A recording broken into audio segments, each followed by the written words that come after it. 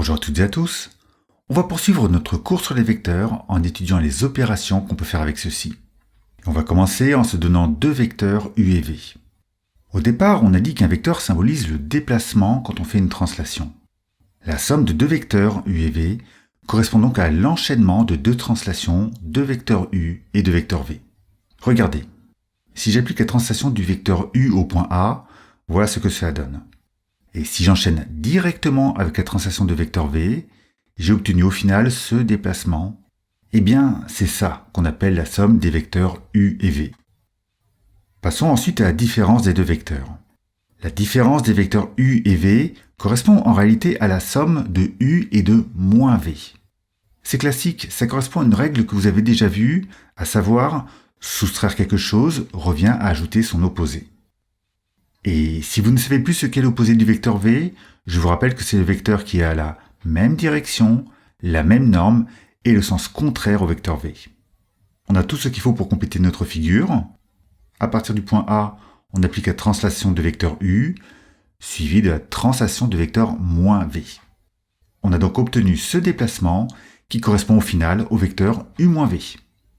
Voyons maintenant le produit d'un vecteur par un réel. Si on prend 3 fois le vecteur u par exemple, ça correspond à la somme u plus u plus u.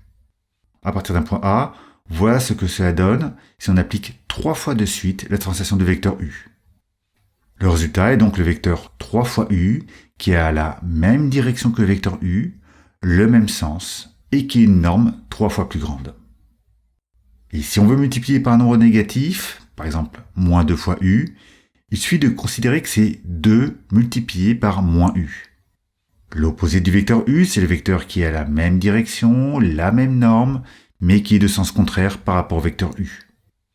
Donc, si on applique deux translations de vecteur moins u à un point B, voici ce qu'on obtient. On obtient un vecteur qui a la même direction que le vecteur u, qui est de sens contraire au vecteur u, et qui a une norme 2 fois plus grande. Allez, on va résumer un peu tout ça. On a commencé en disant que la somme de deux vecteurs est le vecteur correspondant à l'enchaînement des deux translations de vecteurs u et v. Regardez sur cet exemple, on se donne deux vecteurs u et v. L'enchaînement des deux translations correspond à ce vecteur jaune qu'on peut appeler u plus v. Et j'en profite pour vous montrer que si on commence par le vecteur v puis le vecteur u, ça ne change rien. u plus v ou v plus u, cela revient au même. Ensuite, on a vu la différence de deux vecteurs. Soustraire, cela revient à additionner l'opposé. Donc pour faire u moins v, il faut faire vecteur u plus moins le vecteur v. Si on reprend les vecteurs u et v ci-dessus, on obtient ce vecteur jaune. Et encore une fois, regardez bien pour le vecteur moins v par rapport au vecteur v. Ces deux vecteurs ont la même direction, la même norme, mais ils sont de sens contraire l'un par rapport à l'autre. Dernière chose à voir concernant la somme des vecteurs, c'est une petite propriété très simple et très utile. Regardez ici ce vecteur AB. D'après ce qu'on vient de voir sur la somme des vecteurs, si on place un point C n'importe où, alors le vecteur AB est égal à la somme des vecteurs AC et CB. Cette propriété s'appelle la relation de Schall. Et pour faire simple, elle permet de décomposer un vecteur en somme de deux vecteurs, simplement en introduisant un point comme on vient de le faire avec le point C. Et vous verrez que cette propriété est au cœur de la résolution de nombreux exercices. Passons maintenant au produit d'un vecteur par un réel. On avait pris cet exemple de vecteur, et dans l'introduction, on avait commencé par voir ce que donnait 3 fois le vecteur u. Ce vecteur jaune est un vecteur qui a la même direction, le même sens, et dont la norme est 3 fois celle du vecteur de départ. Puis on a vu ce que donnait moins 2 fois le vecteur u, à savoir un vecteur de même direction, de sens contraire à celui du vecteur u, et dont la norme est 2 fois celle du vecteur de départ. Alors maintenant, si on essaie de définir rigoureusement le produit d'un vecteur u par un réel k, voilà ce qu'on peut dire. Sa direction, c'est la même que celle du vecteur u.